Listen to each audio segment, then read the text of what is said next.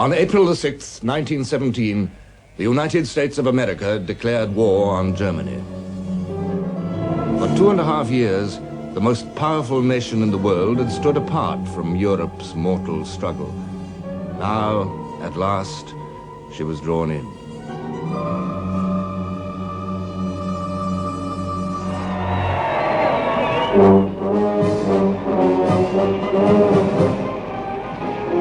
Many months would pass before her soldiers could be ready for battle. But to the war-weary Allies, she brought a new vision of victory.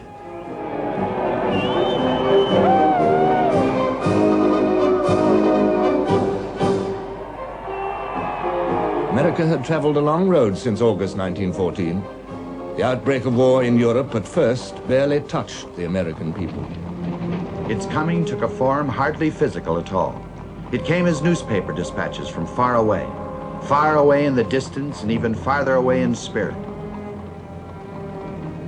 The dispatches were as if black flocks of birds, frightened from their familiar rookeries, came darting across the ocean, their excited cries a tiding of stirring events.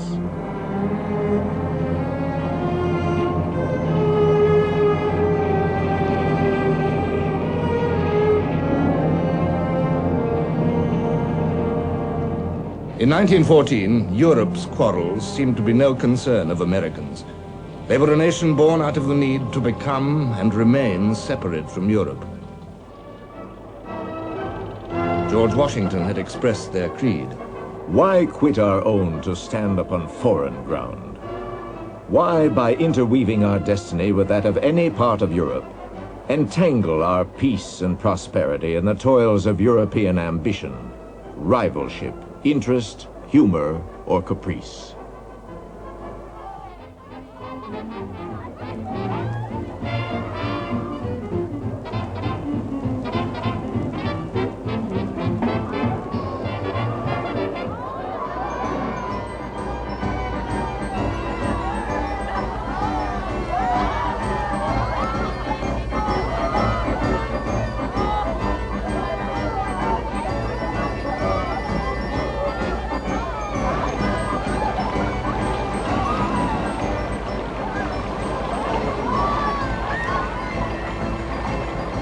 The separatism which inspired the first Americans also helped to drive forward the new nation's expansion.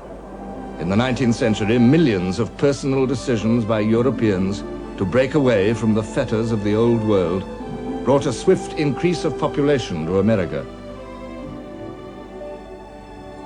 Every immigrant fought his private war of independence when he took the decision to uproot himself from the land of his birth and cross the Atlantic.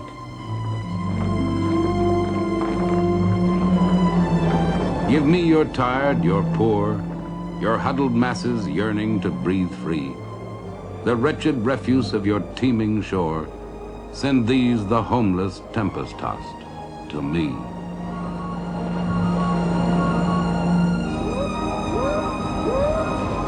These Americans wanted no part of Europe. It was a new world that they were seeking. They found the fruits of isolationism sweet. They acquired greater wealth and material power than the world had ever known. In America, men could make vast personal fortunes with astounding speed.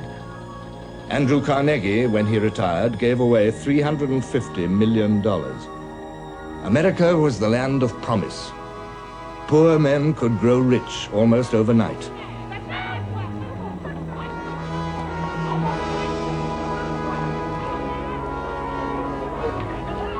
They could also remain very poor. In the Dust Bowl, in the spreading factories of Detroit or Baton Rouge or Chicago, in the swelling cities with their slums which matched the slums of Europe, there was squalor, misery, bitterness. For many immigrants and their sons, it was a poor exchange to escape servitude to Europe's hereditary princes, only to find servitude to Wall Street's tycoons.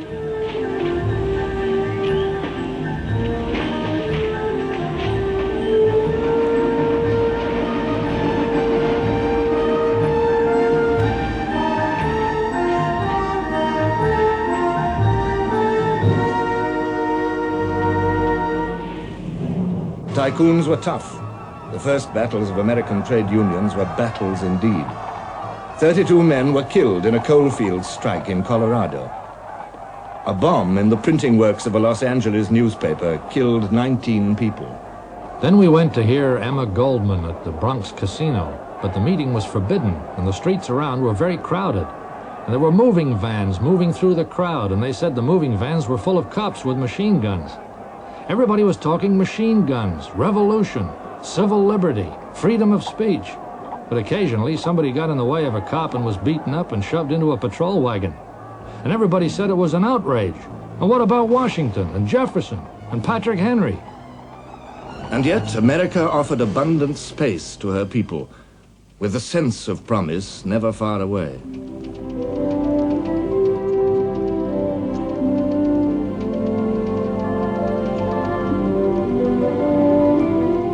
By the turn of the century, the frontier, the legendary luring frontier of the West, had vanished. From the Atlantic to the Pacific, the nation was one.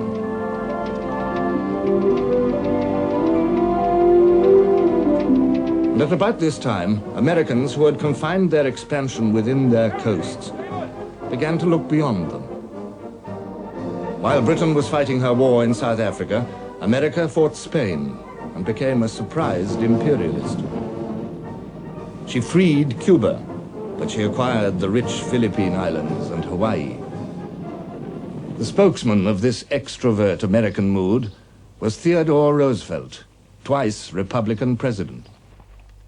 Our nation, while first of all seeing to its own domestic well-being, must not shrink from playing its part among the great nations without. Speak softly and carry a big stick. Roosevelt's bounding personal vitality matched that of a nation whose pioneer days were barely finished, which recognized no challenge which the human muscle and spirit could not overcome.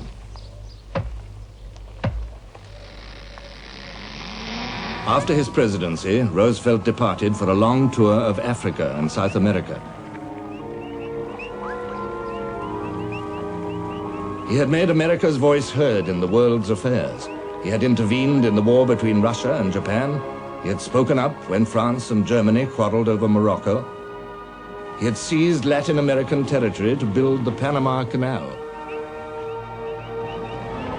But his ideas carried the American people beyond their present understanding of themselves.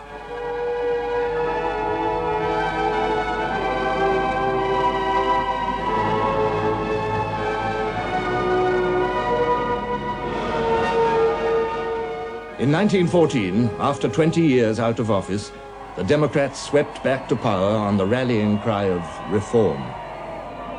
The new president, Woodrow Wilson, voiced the nation's chief concerns. We have been proud of our industrial achievements, but we have not hitherto stopped thoughtfully to count the human cost. Our duty is to cleanse, to reconsider, to restore every process of our common life. When war broke out in Europe, America could scarcely have had a president more likely to keep her out of it. Woodrow Wilson was an austere, withdrawn intellectual, the son of a Presbyterian clergyman. He had spent most of his life in the seclusion of the academic world. His orderly mind found difficulty in grasping the complex dilemmas of the world outside the campus. But all his instincts were for peace. Sometimes people call me an idealist. Well, that is the way I know I am an American. America is the only idealist nation in the world.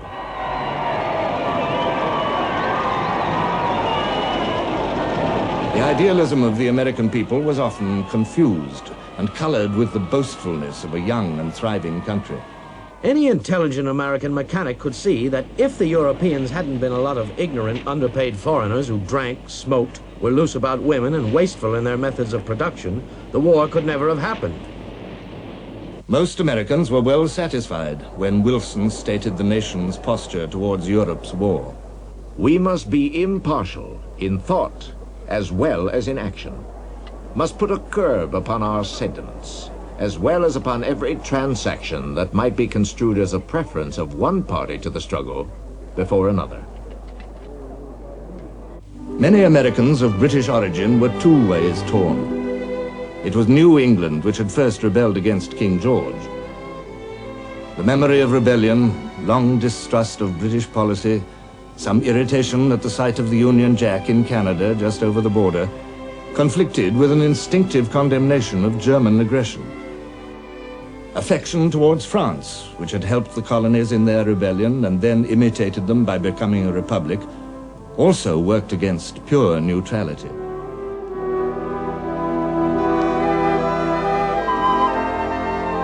But there were 15 million vocal Irish Americans whose forebears had been forced to emigrate by hunger and poverty, for which they could not easily forgive their English oppressors. There were millions, too, from Russian territories, Poles, Ukrainians, Jews, with memories of pogroms and the secret police, who loathed the notion of a Tsarist victory. And there were over 11 million Americans of German descent, many of them powerful figures, able and willing to put forward Germany's case. What grudge had England against Germany?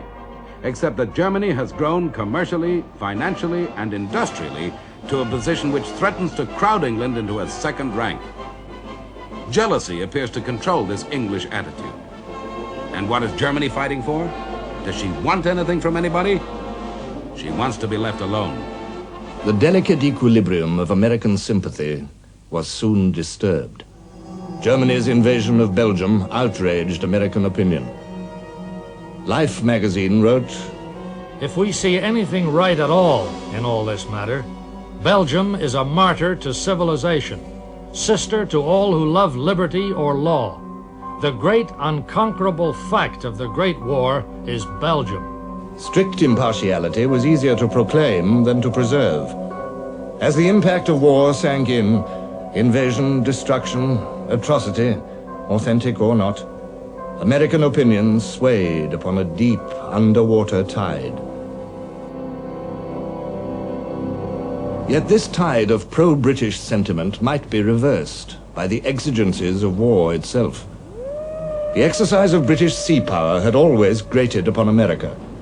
Now Britain's blockade of Germany meant the interception and searching of American ships, the seizure of contraband cargoes. A flood of protests poured into the White House. The British Chancellor of the Exchequer, Lloyd George, wrote, Germany's chief power was on land, Britain's on the sea. Germany's invasion of Belgium, her devastation of France, might arouse disinterested wrath in America, but it did not touch American pockets. On the other hand, Britain's firm measures to prevent contraband of war from reaching Germany, and her wide and constantly widening interpretation of contraband, caused serious inconvenience to American shipping and direct interference with American business. Left to itself, this friction might have developed into a fatal sore. Once more, it was German action which swung the tide of sympathy against her. U-boat attacks on unarmed merchant ships, sinking them with their crews aboard or left to die in their boats, were more shocking than the Royal Navy's blockade. Moreover, the loss of America's trade with Germany proved not to be such a blow. She found a new and insatiable market. The Allies were prepared to buy all the munitions that America could make. A temporary slump turned into an unprecedented boom.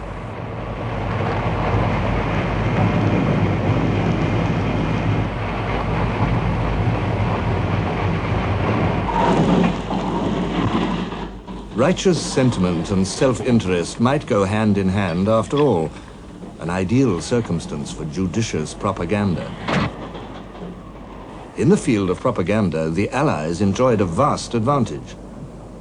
At the outbreak of war, the Royal Navy had ripped up the German transatlantic cables from the ocean bed. Only the Allies now possessed direct access to America's public ear. As the months went by, the Allied version of events loomed ever larger in the American press. Gradually, the true meaning of neutrality was eroded, yet for a while its outward forms remained. And in May 1915, there were great issues at home to distract American minds from Europe's war. Prohibition was one of them, a cause which stepped into every home.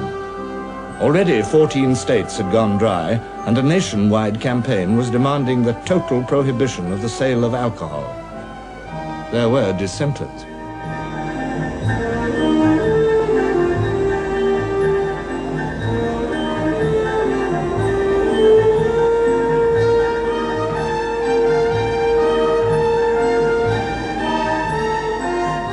Campaigners for women's rights were active, and the women, on the whole, also supported prohibition.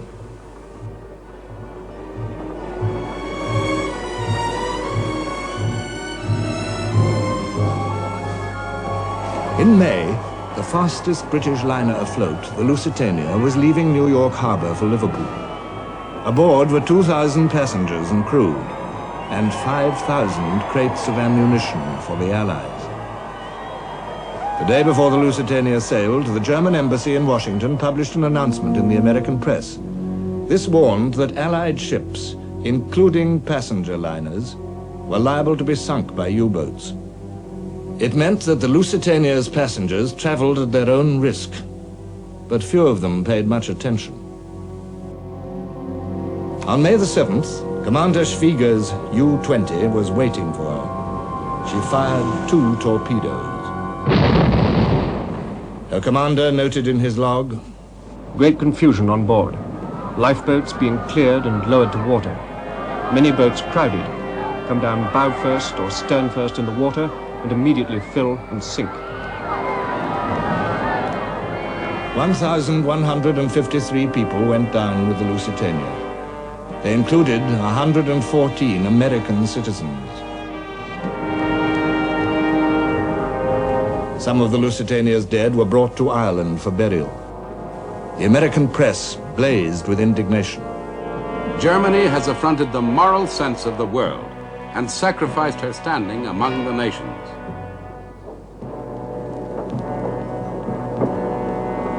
The sinking of the Lusitania was deliberate murder.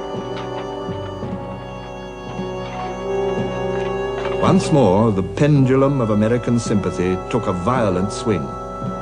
Now, suddenly, it was no longer just a question of which side America favored. It became a matter of whether America herself might fight.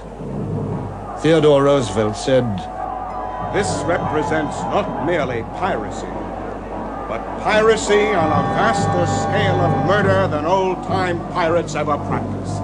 It is warfare against innocent men, women, and children traveling on the ocean, and our own fellow countrymen and countrywomen who are among the sufferers.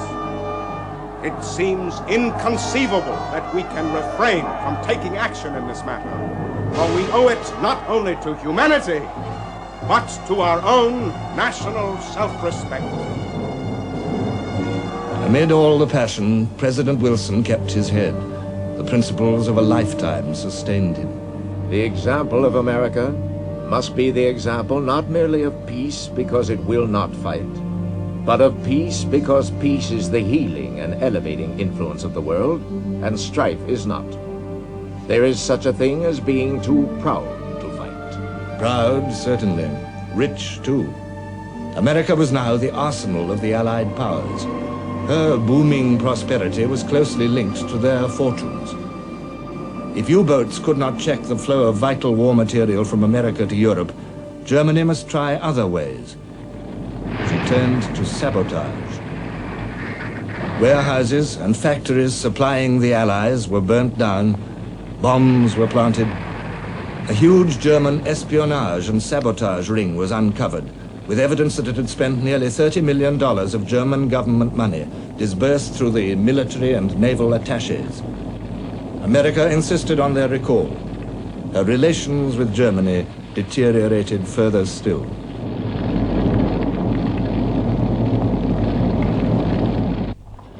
Yet the months went by without any definite consequence of America's ripening hostility towards the Central Powers. The anniversary of the Lusitania's sinking approached. It was April 1916. Suddenly, once more, the pendulum took a counterswing. From Dublin came news of the Easter Rebellion in Ireland and of its swift suppression by British forces. The execution of captured rebels spread over 10 days infuriated millions of Irish Americans and revived their ancient hatred. The British ambassador in Washington reported, "The attitude towards England has been changed for the worse. Our cause for the present among the Irish here is a lost one." In America, 1916 was an election year. The war was the dominant issue. The election campaigns of the parties crystallized the sway of opinion. Neutralism, the profound wish to stay out of the war, still possessed a doughty champion in the president. Support for Wilson's policy was strong in the Middle West and Pacific states. Europe's war seemed more remote there than on the Atlantic seaboard. At the Democratic Convention, Wilson was renominated presidential candidate. The chairman opened his speech with a text from the Sermon on the Mount.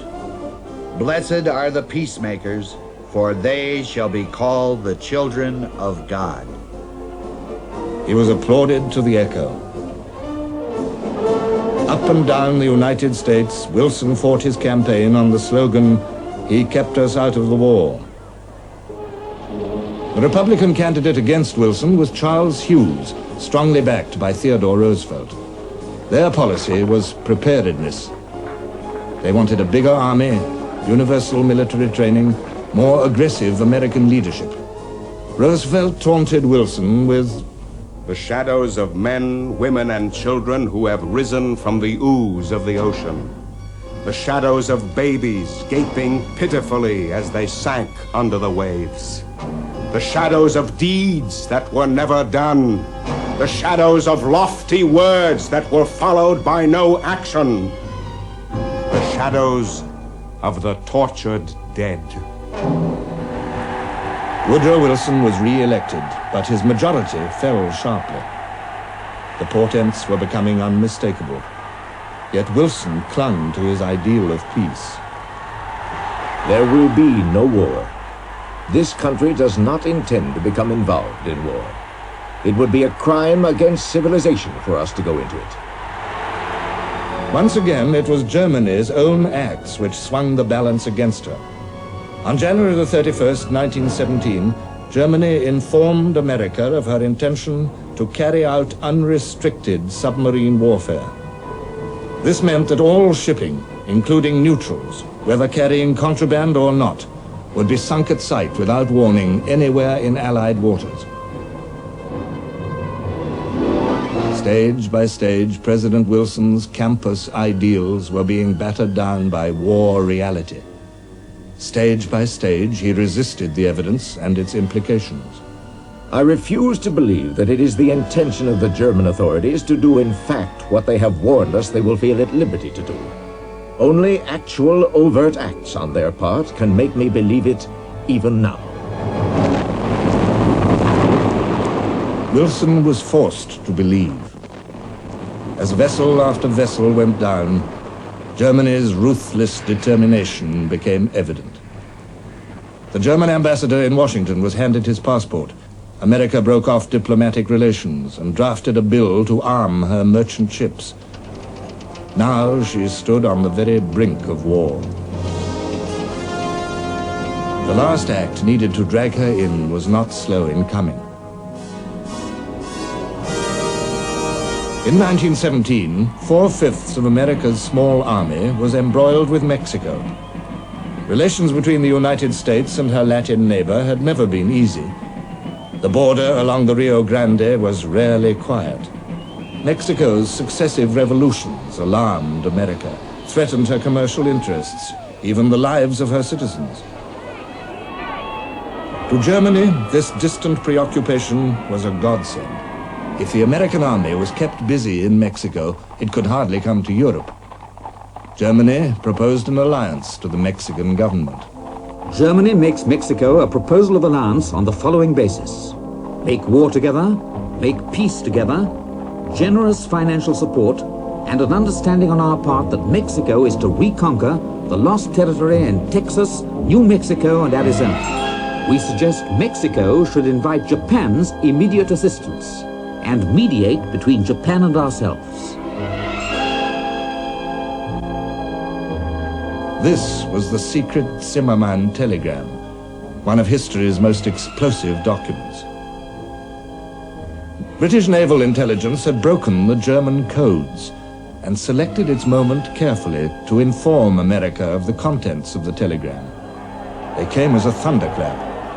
This was a conspiracy to attack the very homeland of the United States. Isolationism withered away. The peace party collapsed. The fire eaters rose in their wrath, headed by Theodore Roosevelt, uttering a characteristic bellow of rage. This man, Wilson, is enough to make the saints and the angels, yes, and the apostles swear, and I would not blame them. My God, why doesn't he do something?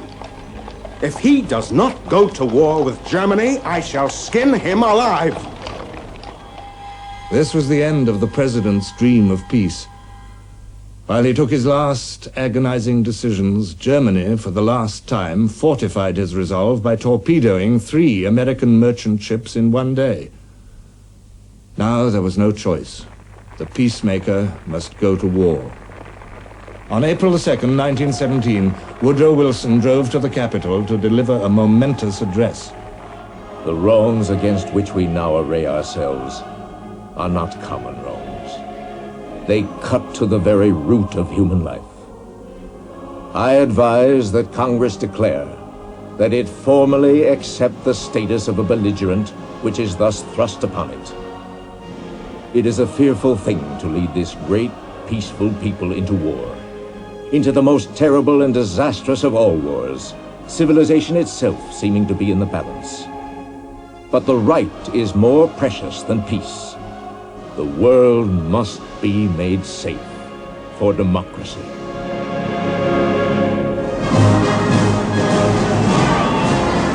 Wilson spoke for the whole nation. Yet the ecstatic cheers with which it applauded him only filled him with sorrowful wonder. My message today was a message of death for our young men. How strange it seems to applaud that. America was at war at last. The mood which swept her echoed the passionate violence of Europe in 1914. Winston Churchill wrote, Pacifism, indifference, dissent were swept from the path and fiercely pursued to extermination. And with a roar of slowly gathered, pent-up wrath which overpowered in its din every discordant yell, the American nation sprang to arms. All America's competitiveness, all her genius for publicity, were channeled into the war effort. The first war loan was oversubscribed by 50%. Anti-German feeling ran riot. Wagner's music was banned. Dachshunds were stoned. Sauerkraut was rechristened Liberty Cabbage, and Potsdam, Missouri, hurriedly changed its name to Pershing.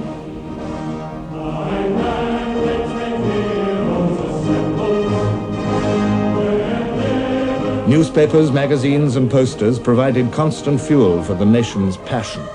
Even in a prayer before the House of Representatives, Germany was remembered. Thou knowest, O Lord, that no nation so infamous, vile, greedy, sensuous, bloodthirsty ever disgraced the pages of history. All over the country, young men swarmed into recruiting centers. But with memories of the breakdown of volunteering in the Civil War, the government rushed through a conscription bill. Every male between 21 and 30 had to register for military service. Only 4% of the 10 million available failed to do so. 680,000 were selected by ballot for the first draft, the most America could possibly equip and train at once.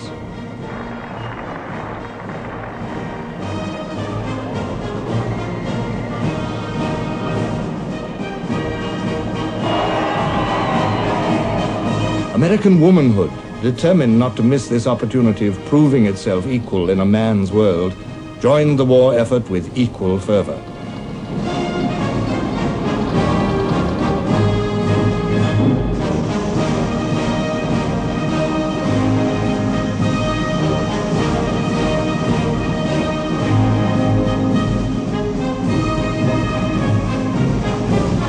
task which faced America was tremendous. President Wilson said, "It is not an army that we must shape and train for war. It is a nation." American industry was heavily committed to supplying the Allies. Now the Secretary for War needed it to arm and supply her own soldiers.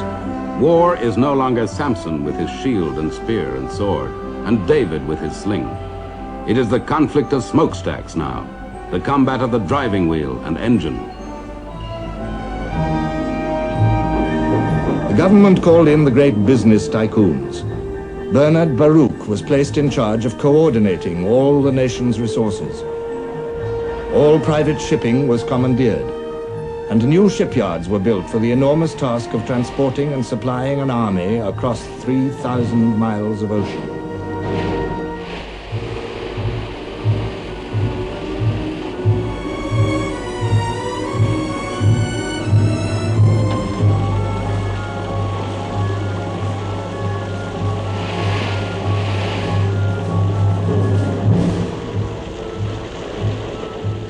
Agriculture and food conservation were tirelessly organized and publicized.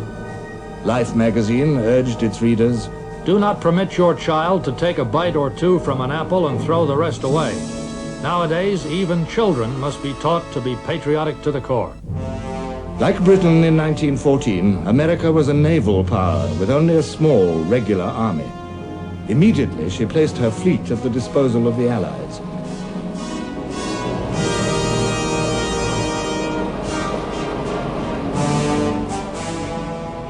On May the 4th, 1917, the first American warships reached Britain. Admiral Beatty welcomed their reinforcement to Britain's Grand Fleet.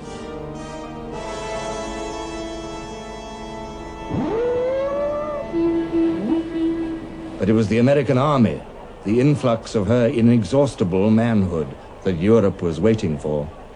It was hard for the Allies to grasp the problems that faced the newly embattled giant.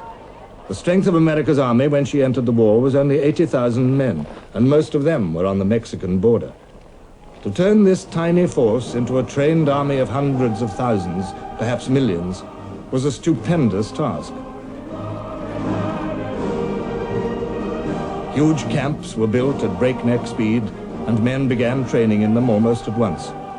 The peaceful nation adapted itself to war with a speed and efficiency which the president had grimly prophesied. Once lead this people into war, and they'll forget there was ever such a thing as tolerance. And the spirit of ruthless brutality will enter into the very fiber of our national life. Conflicts arose between America and her allies. There was conflict between America's need for munitions and Allied needs. There was conflict between the demand of the Allies for immediate reinforcements and America's determination to build a great national army, as befitted her station among the powers. Allied missions headed by Marshal Joffre with all his fame for France, and by Mr. Balfour and General Sir Tom Bridges for Britain, pleaded for American soldiers. The Allies would have to wait, for America was irrevocably determined upon her course. The Yanks were coming, but they would come as a United States army, with a United States general, General Joseph Pershing. They would come in the fullness of time, and not before. Until then, the Allies must make shift to do without them. But for encouragement, as a token of what would follow, a handful of Americans, headed by Pershing, came to Europe to show the flag. They disembarked at Liverpool to a hero's welcome. As we stepped off the gangplank onto British soil, the band struck up the Star-Spangled Banner to welcome us. This being the first time in history that an American Army contingent was ever officially received in England.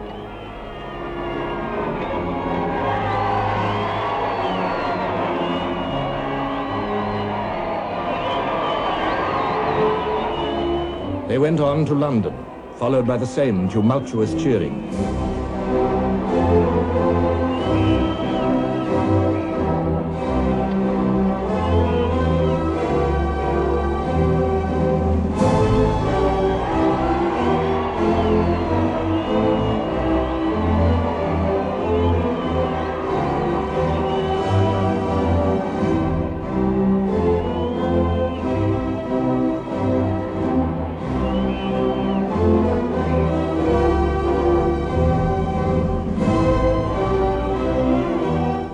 was greeted by the king.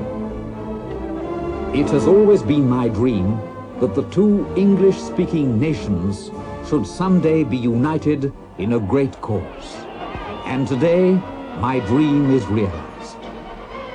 Together, we are fighting for the greatest cause for which peoples could fight. The Anglo-Saxon race must save civilization.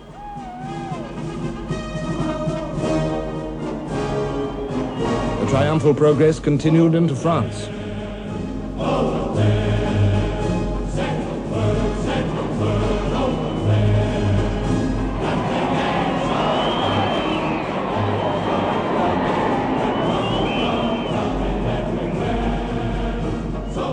In Paris, it swelled to a frenzy.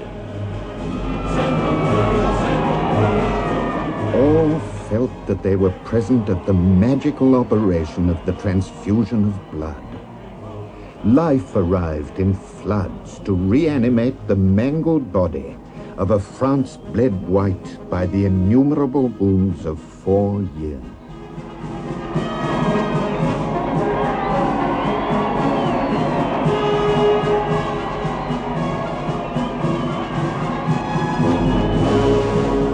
At his new headquarters in the Hotel Crillon, Pershing was called out onto the balcony by the crowd in the Place de la Concorde. A breeze caught the folds of the French flag, and in a spontaneous gesture, the normally unemotional American took it and pressed it to his lips.